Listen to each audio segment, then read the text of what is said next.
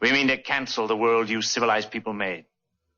We will simply erase history from the time that machinery and weapons threatened more than they offered. And when you die, the last living reminder of hell will be gone. Kinda takes the fun out of being alive, doesn't it? I see dead people. Dead people. There will be no order, only chaos. Kinda takes the fun out of being alive, doesn't it? Only chaos. One pill makes you larger, and one pill makes you small, and the ones that mother gives you don't do anything at all. Go ask Alice when she's 2 feet small.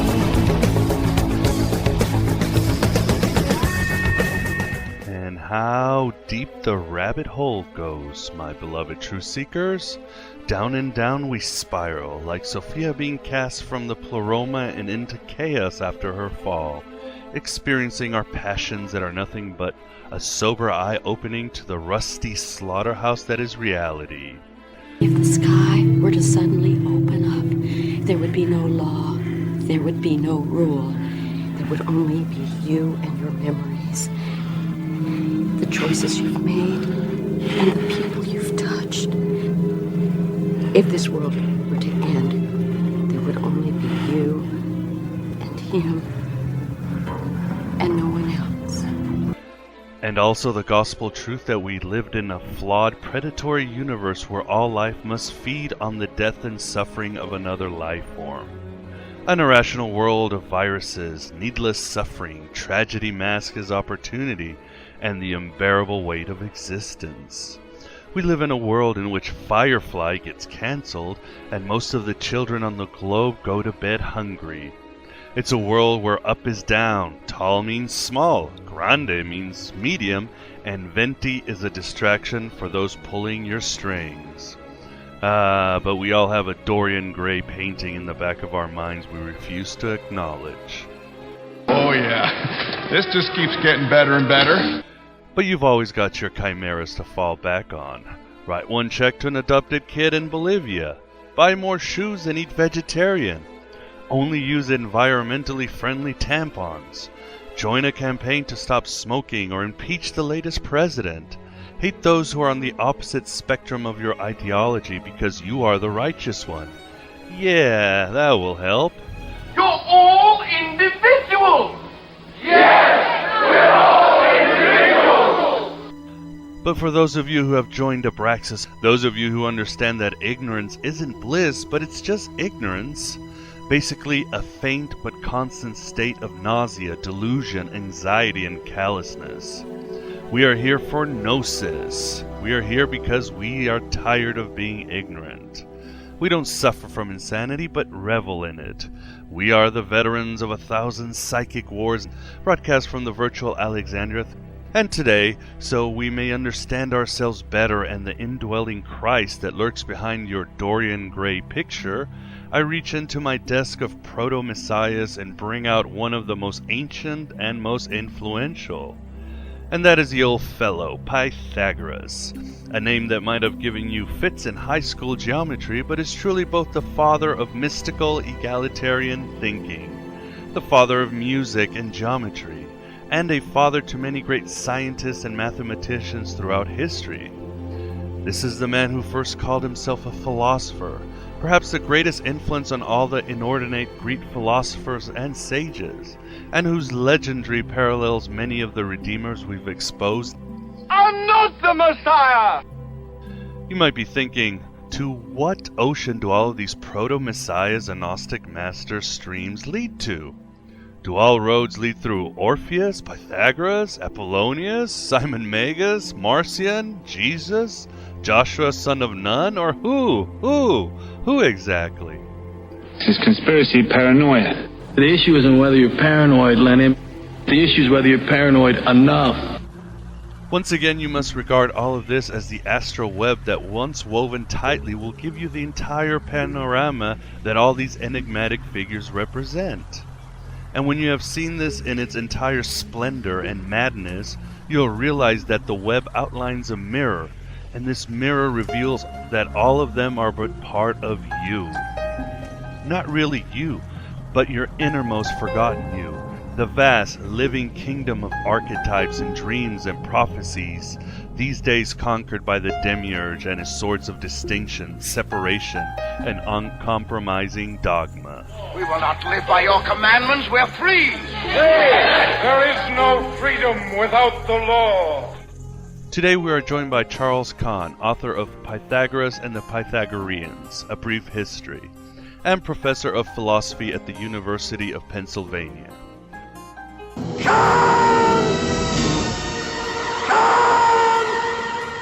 Charles will take a more rationalistic approach to Pythagoras, so allow me to venture into the esoteric or irrational dimensions of this great figure, who oddly enough, like Jesus, Zoroaster, Isaac Luria, Apollonius, and Socrates, just to name a few of the great ones, never left anything written behind. Perhaps it was orthodox censorship, a common theme in man's liberation from the archons. But perhaps it simply means that messengers of light, so close to the pleroma or fullness of the divine, understand that expressing the truth on paper is an exercise in futility. Denial is the most predictable of all human responses. The only way to reach deep into the hearts of semi-conscious human beings is by living and creating one's own myth, as they did. The true Gnostic writes his own gospel, but the true Gnostic master lives his own myth, even if he or she is just a myth to begin with. After all, myth is the secret inner language of the spirit. It is becoming transparent to the transcendent. Getting back to today's Proto-Messiah, I will once again read from David Feidler's groundbreaking and mind-expanding Jesus Christ, Son of God. That's S-U-N, not S-O-N. Here's what he has to say about Pythagoras. You can't handle the truth. Every generation attempts to understand the nature of the universe according to its own particular models and modes of thought. But the discriminating spectator in the ongoing flow of time cannot help but notice certain recurring motifs in the history of ideas. Modern physicists, in their unending quest to fathom the mysteries of the microcosm, have discovered that all forms of matter may be reduced to certain numerically arranged patterns of energy, causing some scientists to describe their outlook as Pythagorean. The legendary Pythagoras was the first philosopher to use the word cosmos as a description of the universe. He is the father of geometry and was the first Westerner to study the science of harmonics, the mediating ratios at work in the musical scale. Hence, we owe to him not only the Pythagorean theorem in geometry, but also Pythagorean tuning, the diatonic scale on which our music is based. While Pythagoras was both a scientist and a mathematician, he was also a religious reformer. Since little is historically certain about him, it is sometimes difficult to separate the man from his mythic image, as is also true of the historical Jesus. It is generally agreed, however, that Pythagoras traveled widely, assimilating the wisdom and sciences of the Egyptian priests and perhaps the Babylonians as well, before starting his own philosophical school at Croton. He is perhaps most famous for teaching that the proper study of numerical relationships and harmonies may lead to a form of philosophical gnosis, for the mathematical patterns in the natural world reflect the pure archetypal laws on which all phenomena are based. In terms of his theology, Pythagoras learned from the Orphic writers that the nature of the gods is defined by number, and the name Pythagoras itself is related to that of Pythios, the name of Apollo at Delphi. As Aristippus of Cyrene points out, Pythagoras derived his name from the fact of his speaking truth no less than the god at Delphi, who is Pythios. In terms of popular usage, the epithet Pythagorean is applied to all systems of thought oriented towards understanding the unique and basic relationships which exist between man, number, and cosmos. The matrix is everywhere. It is all around us. Even now, in this very room. You can see it when you look out your window or when you turn on your television. You can feel it when you go to work, when you go to church, when you pay your taxes. It is the world that has been pulled over your eyes to blind you from the truth. So as we can see, Pythagoras is credited with bringing the Egyptian mysteries to Greece, after he is said to have spent 22 years in Egypt. It is more than likely that Pythagoras learned from the mysterious Orpheus cult that transformed Dionysus, a minor deity at the time, into the Hellenistic version of the dying rising godman Osiris, including death by crucifixion, rising in 3 days, ascending to heaven, and finally fixing the cosmic sin nature. Crucifixion lasts hours. It's a slow, horrible death. Well, at least it gets you out in the open air. In the Orpheus Pythagorean cosmology, Dionysus, as a young godling, is ambushed by a group of titans and consequentially devoured. Zeus, in a fit of rage, throws one of his thunder farts and destroys the titans, and thus the world is created. So what we have is the divine sparks of Dionysus mixed in with the earthly essence of the titans. It doesn't get more Gnostic than that hundreds of years before Simon Magus came into the scene, because it reveals that man is essentially corrupted matter with the divine potentialhood within. The story of Dionysus and the Titans has eerie similarities to the creation narrative of Mani and the Manichaeans 700 years or so later. Pythagoras' followers, besides being philosophers, scientists, and astronomers, were pacifists, vegetarians, stressed equality between the sexes, extolled virtue in all humans, adhered to communal sharing of property, and believed that divine knowledge, or Gnosis, brought about liberation. What kind of government rules your world? We have no government. And as always, these philosophers made them very unpopular with the orthodox establishments, especially the Athenian priesthood. Now, doesn't that sound familiar? Athenian priesthood, Jewish priesthood, Zoroastrian priesthood, Catholic priesthood, you get the point. In any case, one can easily smell the Gnostic foundation already cemented and ready to go, just waiting for the Jewish midrash of rewriting the Garden of Eden and adopting Plato's demiurge as the main villain. Hell, the church father Hippolytus called the Gnostics sons of Pythagoras and Plato. As far as Pythagoras' own view on the divine, the church father Justin Martyr quotes Pythagoras as saying, "God is one, and he himself does not, as some suppose, exist outside the world, but in it, he being wholly present in the entire circle, and beholding all generations, being the regulating ingredient of all the ages, and the administrator of his own powers and works, the first principle of all things, the light of heaven, and Father of all, the intelligence and animating soul of the universe, the movement of all orbits." This is awe-inspiring stuff.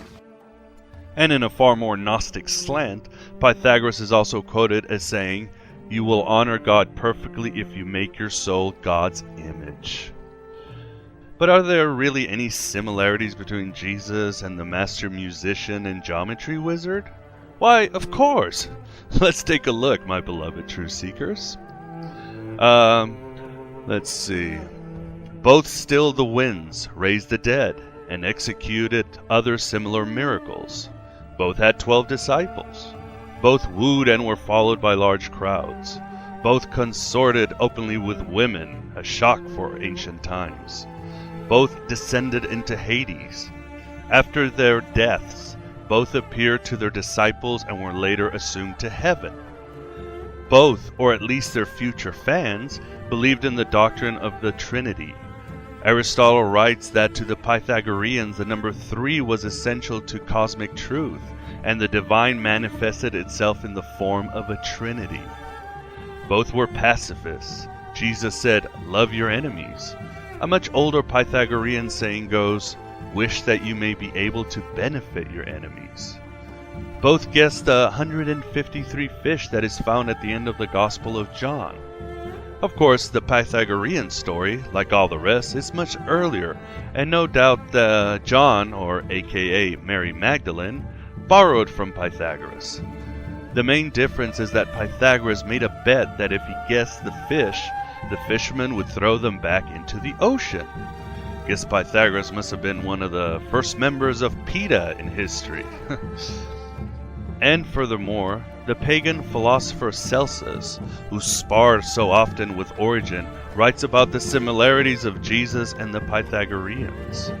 And here's the passage.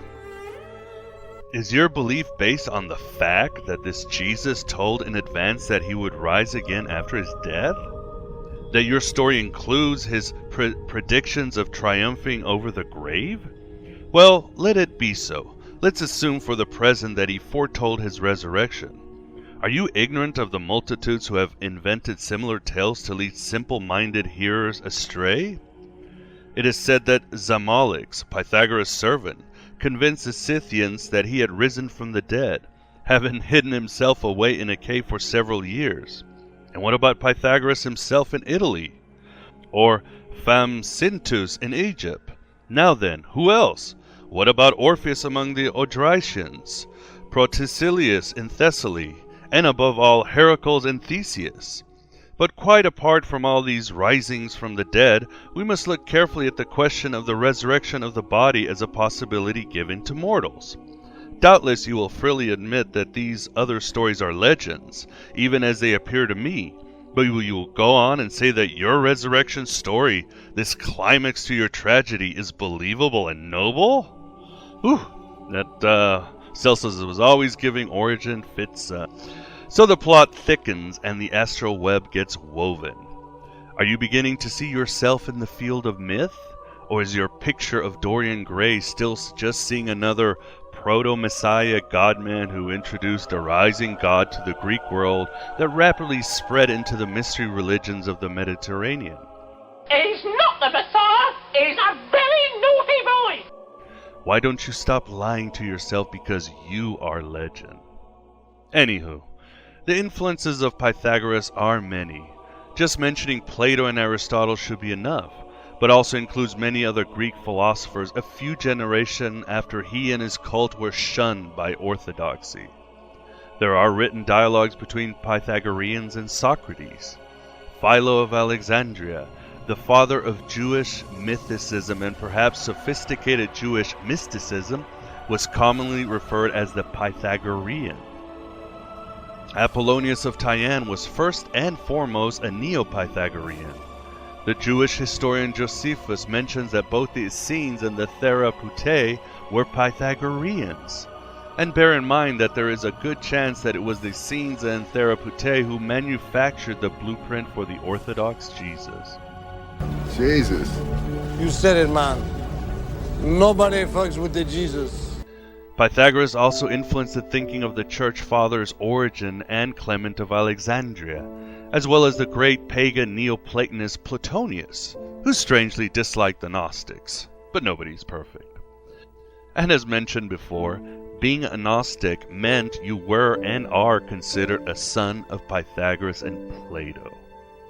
The ideas of Pythagoras synthesized with Plato were essential to the genesis of the Renaissance, that movement of a small cadre of people that rescued the Western world from orthodoxy's dark embrace. The Pythagorean ideas were essential to many Renaissance and Enlightenment magicians, Pico de la Mirandola being just one example. No, he was crying over spilled magic. In the field of science, Pythagoras also has had a deep impact, my beloved truth seekers. Such mavericks as Galileo, Copernicus, and Kepler felt their work was simply reviving the Pythagorean tradition. In the 20th century, Werner Heisenberg, a winner of the Nobel Prize for Physics, asserted that modern science confirmed Pythagoras' beliefs to an inconceivable degree. And I'm just scratching the surface, my beloved truth seekers, but I think you're getting a good idea of the influence of Pythagoras, whether it's the historical one or the legendary dude. It really doesn't matter which one. What matters is the gnosis you benefit from keeping his image alive in your heart, like so many history-changing characters did, and enwrapping yourself in his psychic membrane. Pythagoras represents the balanced thinker, the complete genius, a shaman who understood that the sacred and the secular were one and the same, that science and magic didn't have to be at odds, that the natural world was supernatural and the supernatural world was natural. It's a pity atheists and theists can't understand this these days. They just can't walk in the material world and chew mystic bubblegum at the same time, or vice versa. And then they wonder why they feel so socially impotent unless they're on the attack with razors of anger and vests of victimhood. Learn from Pythagoras as the Gnostics did, theists and atheists, and throw caution to the wind. Like Bertrand Russell said about Pythagoras, the contemplative ideal, since it led to pure mathematics, was the source of a useful activity. This increased its prestige and gave it a success in theology, in ethics, and in philosophy. But enough of my drivel. Onward to the interview with Charles Kahn, author of Pythagoras and the Pythagoreans, A Brief History, and professor of philosophy at the University of Pennsylvania.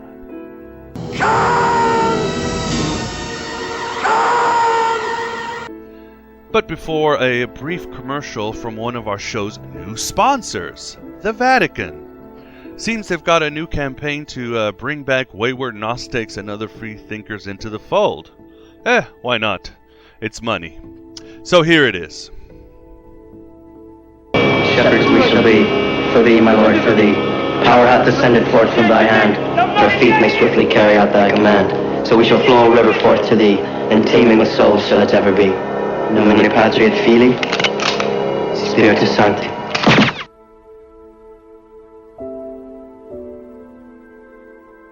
Can you give us a brief overview of who was Pythagoras beyond the name that frustrates high school students in geometry class? Well, Pythagoras was a real character. He lived in the late 6th and early 5th century BC. He was born apparently on the Isle of Samos and died in South Italy, ruled in the Italian city of Crotona, ancient Croton, and played a very important part in the social and political career of that part of Italy in the early 5th century. Exactly what his philosophical activity or views were is much more controversial. He became a legend within his own lifetime, and a lot of stories were told about him, including that he had a golden thigh and was in secret the Hyperborean Apollo. But in the course of time he became identified with Plato's philosophy and at one time was said to be the source from which Plato got his own philosophy. This is probably legendary and produces a very exaggerated and distorted view of what Pythagoras originally was. But what is the evidence that he actually was a historical character? Well, we have references to him by two contemporaries, people who lived roughly at the same time. Xenophanes, who was a poet, and we have some of his poetry that refers to Pythagoras, and particularly as makes fun of his doctrine of reincarnation. I suppose that tells the story that as Pythagoras was walking by, he heard a dog being beaten, and he said, "Stop beating that dog, I recognize the soul of a friend." This is the earliest reference to Pythagoras. But nearly at the same time, we have several hostile references in the fragments of Heraclitus, the philosopher Heraclitus, who attacks Pythagoras as having been a kind of false prophet or a fraudulent wise man, pretending to be wise and having a lot of theories or knowledge, but in fact it was all fake, according to Heraclitus. So those are the two earliest references, both of them more or less hostile, but also contemporary. So he became a controversial figure in his own lifetime. Why was he so controversial? just well, that new remains ideas? to be seen. I mean, then we have to start figuring out how much of the later stories. The problem with Pythagoras is the later the documentation, the later the source, the fuller the information. So if you come down to the Neoplatonists writing 500 to 800 years later, they give very detailed stories, most of them unreliable. And it's stories like the Golden Thigh and his appearing in two places at the same time. And in general, a little bit like the Wizard of Oz.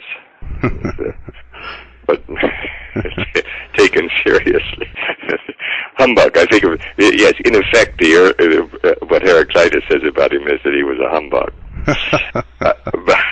But in fact, he made a big splash because he developed a group of young men or citizens, and I think also supposedly women and children, different groups in Croton and then in other South Italian cities. So he played an important kind of role as the founder of a cult. Perhaps the best historical picture of Pythagoras is the founder of a cult. But what exactly the teachings were of the cult is very hard to say because there was this silence, secrecy. One was not allowed to talk about what Pythagoras said. But we associate him above all and from early on with the doctrine of reincarnation. That seems pretty clear. Probably also with something about music. It's not entirely clear, but it looks like the basic musical chords or consonances were identified with mathematical ratios, 2 to 1, 3 to 2, 4 to 3, and so on. And this correlation between numbers and musical harmony is very old and probably goes back to Pythagoras himself. I'm personally inclined to believe that he invented the notion of the music of the spheres. That is to say that there was that the movement of the heavenly bodies produce ratios of this sort and hence concords, which very few people can hear. One of the stories is that Pythagoras could hear the music of the spheres. And this has a tremendous long lifetime. It goes down to Johannes Kepler, the discoverer of the orbits of the planets, who thought that he was rediscovering the harmony of the spheres. So it proved to be a very powerful idea, as well as in the history of magic. He's loved by the anti-rationalists. Pythagoras is admired both by the anti-rationalists who like all the hocus pocus, but also by some mathematical types because of the importance of mathematics in the tradition. So he's a larger-than-life, or he became a larger-than-life figure, like so many. Immediately. Is there any evidence that Pythagoras could have been or received some of his knowledge from the Orpheus cult of that time? Well, there were lots of stories later about his travels to India, his travels to Egypt, and there is some real parallel in the business of reincarnation, transmigration, between the Pythagorean doctrine and the teachings, which are very, very old in India. I'm inclined to think that somehow or other it got to Greece from India. But the stories of Pythagoras' travels are all later inventions. There's no early evidence for that. He did travel to South Italy and lived and died in South Italy rather than in his native island of Samos. But the other travels, we don't know what influences there were really at this time. So we don't really even know if he went to Egypt to learn the mysteries. Well, we feel pretty sure he didn't go to Egypt. I mean, he was quite busy going from Samos to South Italy. It was quite a trip in those days, and all of the more reliable and earlier stories associate him with South Italy. The instep of the Italian boot around Taranto, where the Pythagoreans were in historical times.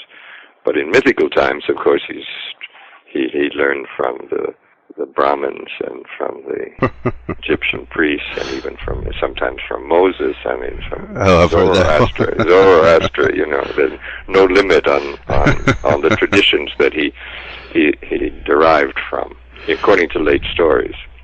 Right, and but also I've also heard that his name Pytha also comes from wasn't Apollo also called Pythos in the Oracle of Delphi? Is there any connection there, or again legendary? panomai, but the verb means to get information, and Pythagoras is the speaker of information, or something like that, or who knows how to speak. There are different ways to interpret the name, but Pythian Apollo, there's something. There would be a later connection. It may be that he used it himself to identify himself with Apollo. If that story is at all old, we don't know how old. And you mentioned that reincarnation seems to be a doctrine that came from the Pythagoras and his cult. It was certainly held a doctrine which was taught in the school or in the brotherhood which he founded.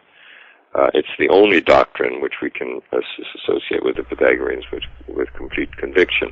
Whether it was original with them in Greece, whether they were the first ones, or whether there's some Orphic source, we don't know much about the early, so-called Orphic cults. They're even more mysterious than the Pythagoreans, but they may have been. There were poems supposedly written by the prehistoric or legendary singer Orpheus, and this material could be older than Pythagoras. There's some question as to whether the Pythagoreans created the Orphics or whether they derived something from the Orphic tradition. They're both. The Orphics are even more mysterious, or even less well documented than the Pythagoreans. They do have in common this view of reincarnation and a life beyond the tomb, which is much richer than the traditional Greek view, which sees only a shadowy existence of the souls after death. Yeah, the Greeks had a very boring notion of the afterlife, so they needed a little help. Very depressing. Depressing notion. But the so-called mystical tradition in the mystery cults offers a richer hope, and that's associated above all with, or not, at least in part, it's associated with the tradition of Orpheus or Orphic teachings. And there's some connection. And South Italy was a place where both were strong. In terms of rich intellectual philosophy, it's much harder beyond the business about the musical consonances and the numbers, what I call the musical numbers, the ratios of the chords. There's not much that we can be sure of that is Pythagorean science or philosophy. It all got terribly confused in Plato's time, in Plato's old age, and with his followers, Xenocrates and Speusippus. There was a tendency to trace all of Plato's idea back to some earlier source. And of the reverse of claiming originality, you claim authority and so Plato played with some Pythagorean ideas that we know of from the fragments of Philolaus. The only Pythagorean before Plato who wrote anything that we have text from is a South Italian named Philolaus. And it's clear that some ideas from Philolaus are made use of by Plato in one of his late dialogues of Philebus. And in connection with this, people in his school began to identify Plato's philosophy with the Pythagorean tradition, and within, if not within Plato's lifetime, at least shortly after his death, all of Plato's philosophy became ascribed to Pythagoras. In fact, it was said that, Plato stole it from Pythagorean books, bought Pythagorean books, and later Platonists said Pythagoras had it right, but Plato improved the formulation. So they gave Plato credit only for being a good writer, a clear writer. And of course, they had no text from Pythagoras. Yes, and Philo of Alexandria said that Plato took everything from Moses. So who knows? That's true. Who knows? There was a tendency to make things greater by deriving them from older and older texts or sources. What about the doctrine of, or the philosophy of vegetarianism? Is that that's also been assigned to Pythagoras? Any truth to that? That probably does go back to. It's clear that the Pythagoreans at some period, perhaps even by Plato's time, if not earlier, were identified with avoidance of meat. But it's not quite clear how total the ban was, because it would be very difficult in a culture like archaic Greece, where the sacrifices are part of the civic religion, it may be that originally it was allowed to eat meat in sacrificial context, but not otherwise. In any case, from the time of Empedocles on, which is a generation or maybe 2 generations after Pythagoras, we have strict vegetarianism from the time of the middle of the 5th century on, and sometimes it's called Orphic and sometimes it's called Pythagorean. The lines keep getting blurred, and obviously this was done because of the reincarnation, or was it they were just pacifists? Probably, but in any case, yes.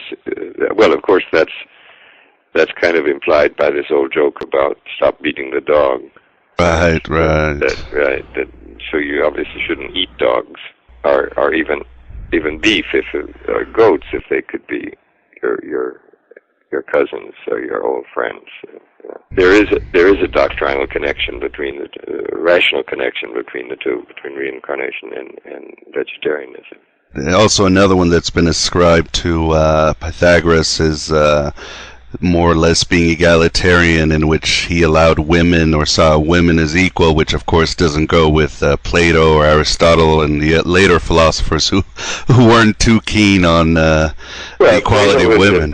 Plato is the first feminist. I mean, after all, and the women are supposed to be the right kind of, gifted women are supposed to be treated like men and educated like men and given political power like men. So Plato is to that extent a feminist in a very patriarchal culture. There is evidence that the Pythagoreans were also open-minded. There's a tradition that, I forget whether it's Pythagoras' wife or Pythagoras' daughter, played a certain role in the cult, and that there were women members, women societies next to men's societies. One other thing I should mention, and that is that Pythagoras has nothing to do with the Pythagorean theorem. It's very, very late in really that the theorem is ascribed to Pythagoras. Oh wow! And the story. And I've cursed him all my life for that. One of the stories about the theorem, saying that Pythagoras was so happy when he discovered the theorem that he sacrificed a large bull. Which of course would be incompatible with strict Pythagorean tradition. So it's the kind of the gossipy anecdote that the Hellenistic and late writers love to tell about famous names, famous people. And so since the Pythagoreans were supposed to be so much interested in mathematics, this very famous theorem got associated with the name of Pythagoras. But it isn't there's no evidence to support that. It's a very important theorem, of course, but. And we don't know where it came from. It's simply been. We don't know the origins. Embodied in Euclid's version of Euclid's Elements, which has the fundamental text in Greek mathematics. But that's after Plato's time, and we don't know who's responsible for the details. What do you know, you said there's very little evidence, what do you know about the origins of Orpheus and his cult? Well, Orpheus is a mythical character living in the Homeric age, or the age of the heroes of Homer. This would be the 2nd millennium BC. What we know about the Orphics is extremely little. A few quotations. Well, we do have, actually now we have famous papyrus about the time of Plato, which contains some quotations from a poem by Orpheus. So we actually have some well-dated, or at least pre-Platonic Orphic texts. Most of the texts of poetry ascribed to Orpheus are very late, but now we have at least a few quotations from this papyrus. And we have some terrible stories about the gods eating one another and cutting one another into pieces, and thus explaining the evil in mankind, a kind of original sin explanation that goes into Gnostic Right. Very well, the kind of light versus darkness, and both of them being embedded in human nature somehow. That seems to be established in the Orphic tradition, but mostly in the form of stories about gods. The Pythagoras or the Orphic cult, did they import the Dionysus as their main deity, or was Dionysus already established in Greece? There are stories about Dionysus coming in as a late god in Euripides' Bacchae. Introduction of Dionysus is, and because of his wild ecstatic cult, is regarded as foreign and dangerous. But I don't know, that's not a historical account of of how Greek religion developed. I think that there are references to Dionysus in our earliest Greek text, which is the Linear B tablets from the 2nd millennium BC. I believe that there's a reference to Dionysus there. So he seems to be as old as the other Greek gods.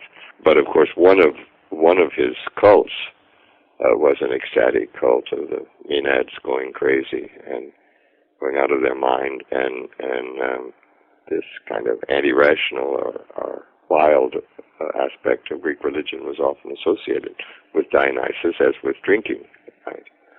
But that's not the only aspect of Dionysiac culture.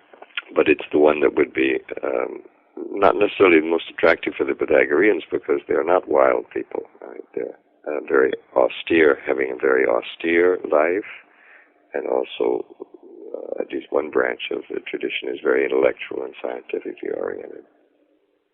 So they were almost pre-cynics, they were ascetic philosophers, you would say? Well, there is trace of asceticism, at least of, the ban on meat is itself a form of denial, self-denial, or dietary regime.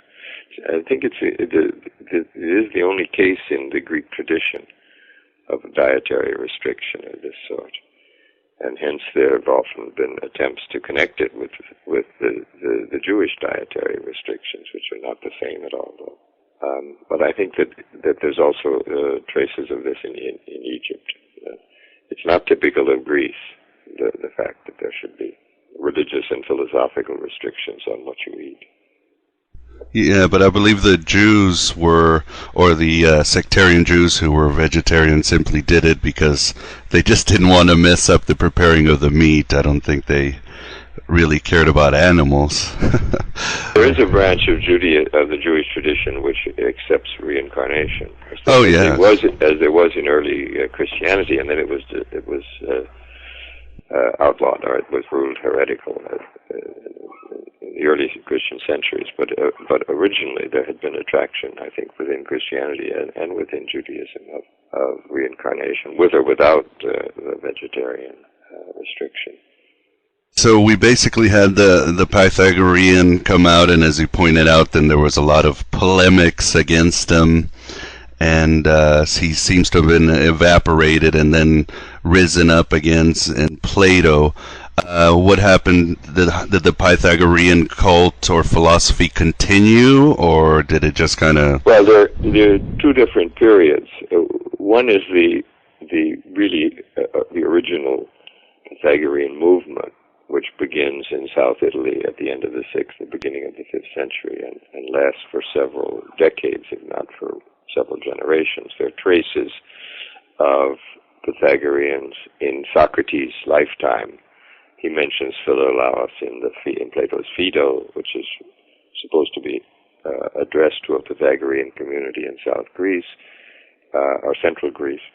The Phaedo is the most Pythagorean of Plato's dialogues, though exactly how much of it is Plato invention and how much of it is borrowed from the Pythagorean tradition is very difficult to say.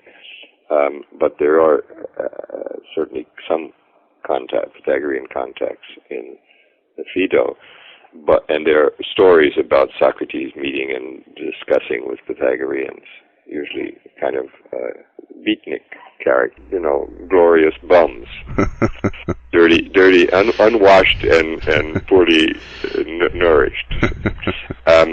So the Pythagoreans appear then as a figure of comedy, light comedy, in in Plato's time, that is to say, in the middle of the early or middle of 4th century.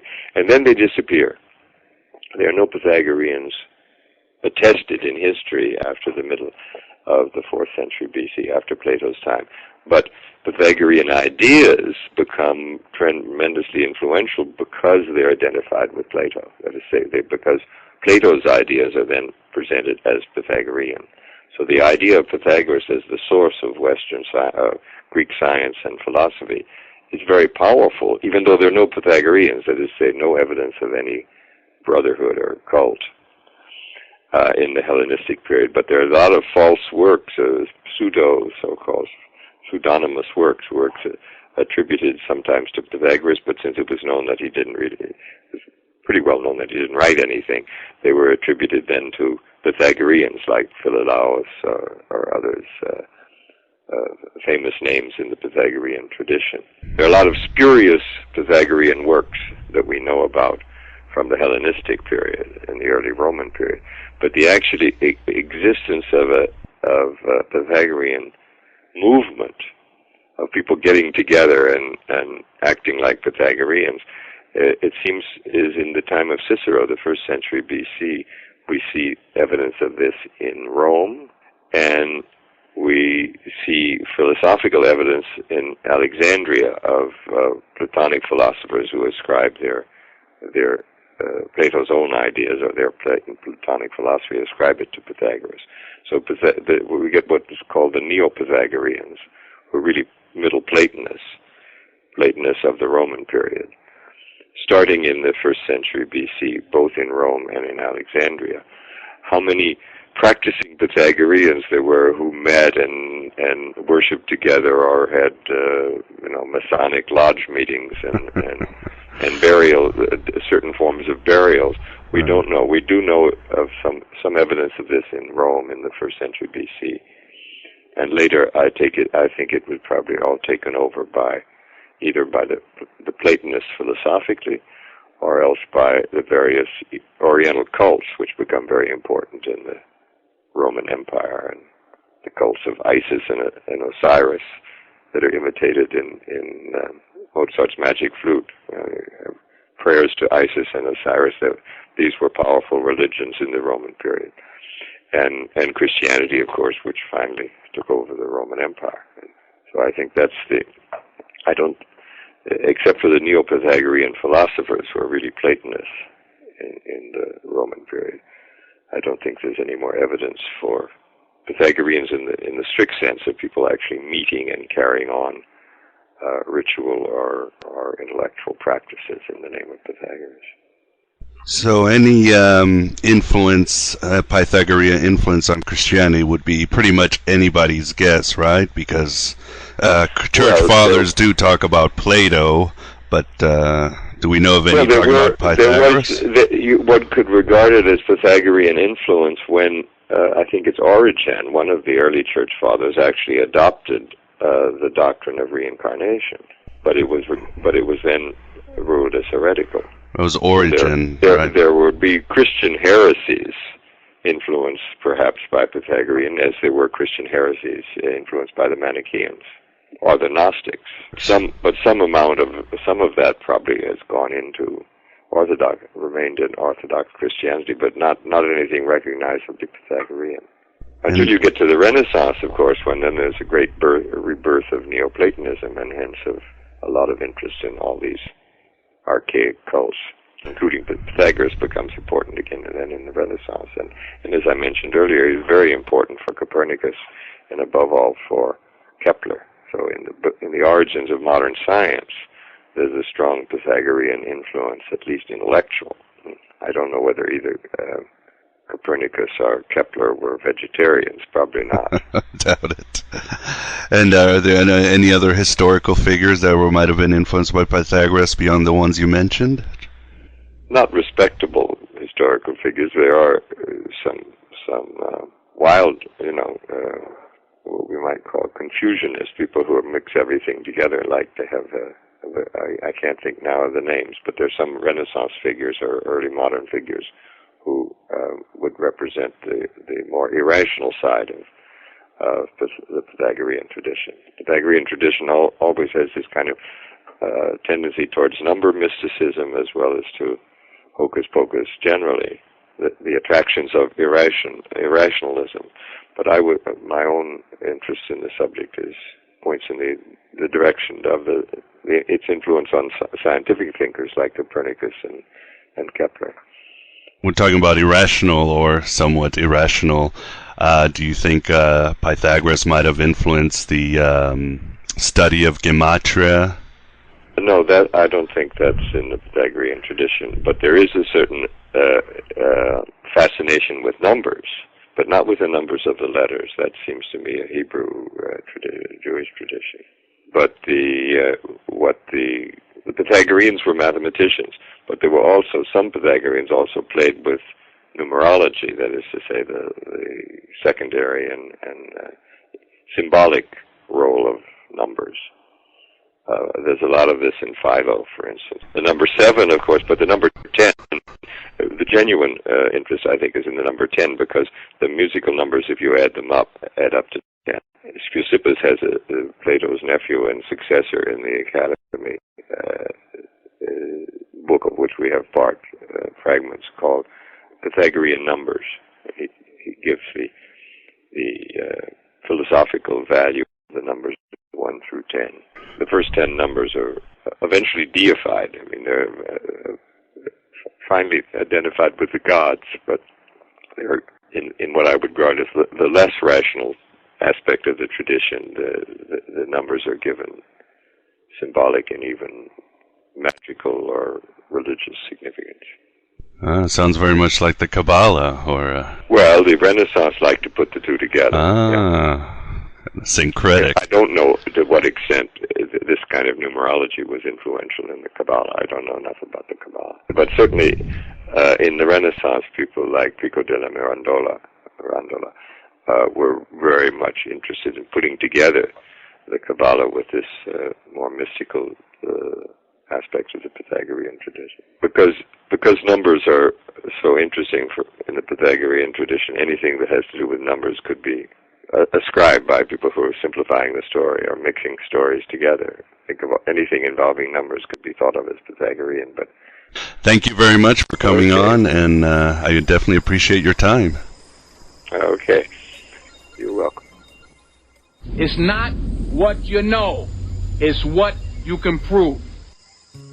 Now, what I'd like to do to conclude is give you a refresher course on Gnosticism. Many new listeners are arriving. Many new listeners are beginning to awaken from the angelic mafia's lullaby. We have also veered here and there in our attempt to reconstruct that astral web that leads to the indwelling Christ. So I'd like to read from Stephen Heller's excellent book, Gnosticism, A New Light on the Ancient Tradition of Inner Knowing, which Abraxas and his mortal reincarnation highly recommend as an introductory work that will shoot you through the gates of grasping at Gnosis, the knowledge of the heart as Valentinus called it. Stephen Heller breaks down 14 points or keynotes about what the Gnostics, Gnosticism, and Gnosis are. Let me begin a little before the 14 points and keystones. I am God. Real Gnosis, of course, is not concerned with definitions. It is only when the impact of the Gnostic experience fades that one might even consider the task. The great translator J.R. Mead said it well when he wrote, "The illuminated soul that quits its prison house to bathe in the light of the infinitude can only recollect flashes of the vision glorious once it returns again to earth." The following itemized summary of Gnostic recognition should therefore be viewed as a compendium of such flashes of the vision glorious, rather than a statement of religious tenets in the conventional mode. Number 1. There is an original and transcendental spiritual unity from which emanated a vast manifestation of pluralities. Number 2. The manifest universe of matter and mind was created not by the original spiritual unity, but by spiritual beings possessing inferior powers. Number 3. One of the objectives of these creators is the perpetual separation of humans from the unity, which is God. Number 4, the human being is a composite. The outer aspect is the handiwork of the inferior creators, while the inner aspect is a fallen spark of the ultimate divine unity. Number 5, the sparks of transcendental holiness slumber in their material and mental prison, their self-awareness stupefied by the forces of materiality and mind. Number 6, the slumbering sparks have not been abandoned by the ultimate unity. Rather, a constant effort directed toward their awakening and liberation comes forth from this unity. Number 7, the awakening of the inmost divine essence in humans comes through salvific knowledge called Gnosis. Number 8, Gnosis is not brought about by belief or by the performance of virtuous deeds or by obedience to commandments. These at best serve to prepare one for liberating knowledge.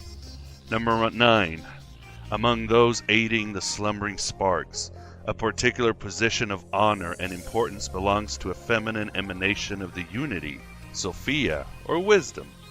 She was involved in the creation of the world and ever since has remained the guide of her orphaned human children. Number 10, from the earliest times of history, messengers of light have been sent forth from the ultimate unity for the purpose of advancing Gnosis in the souls of humans.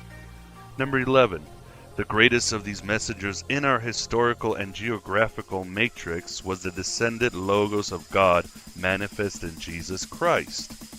Number 12, Jesus exercised a twofold ministry. He was a teacher, imparting instruction concerning the way of Gnosis, and he was a hierophant, imparting mysteries.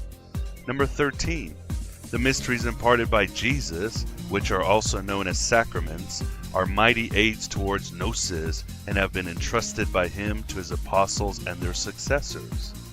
Number 14, through the spiritual practice of the mysteries, sacraments, and the relentless and uncompromising striving for Gnosis, humans can steadily advance towards liberation from all confinement, material and otherwise. The ultimate objective of this process of liberation is the achievement of salvific knowledge, and with it, freedom from embodied existence and return to the ultimate unity. Noted sociologist Max Weber wrote in The Protestant Ethics and the Spirit of Capitalism that, quote, the perfect conceptual definition cannot stand at the beginning, but must be left until the end of the inquiry. It is therefore fitting that we consider this definition towards the end of this inquiry. Whether these points can aspire to anything like Weber's perfect conceptual definition is questionable. Still, they are in general historically accurate and terminologically definite, which is more than much of the current literature, academic or popular, offers. Distinctions like orthodox Gnosis and apostolic Gnosis have been avoided here, as well as categories like false Gnostics and authentic Gnostics. Such judgments are made on the basis of orthodoxies that were never relevant to Gnostics or to Gnosticism. And there you have it again, in black and white and sent to your minds in sound waves. A good framework, but still missing a degree or two of what is the turnpike towards Gnosis. Words fail us in the end, but the myth never lies if you can tune your senses to the needs of your spirit. Our dark odyssey through the gnashing rocks of orthodoxy rests until the next time us gods in the making reunite. We are slowly climbing towards the light and outside of Plato's cave. Plato himself telling us that all learning is remembering. We keep setting the controls for the heart of the sun, and we are the truth-seeker warriors that have survived 1,000 psychic wars. Thank you so much for emanating yourselves at the virtual Alexandria. And I'd like to thank my children and producers, Sophia and Alexander, the always diligent workers of Miguel Connor, the mortal incarnation of Abraxas. Yes, that is me. And I am Abraxas. The song is over, the road is ended. Thought I'd have something more to say. But don't cultivate any troubles, my beloved truth seekers. Because like heaven above you, the spy that loved you, I'm keeping all of your secrets safe with me.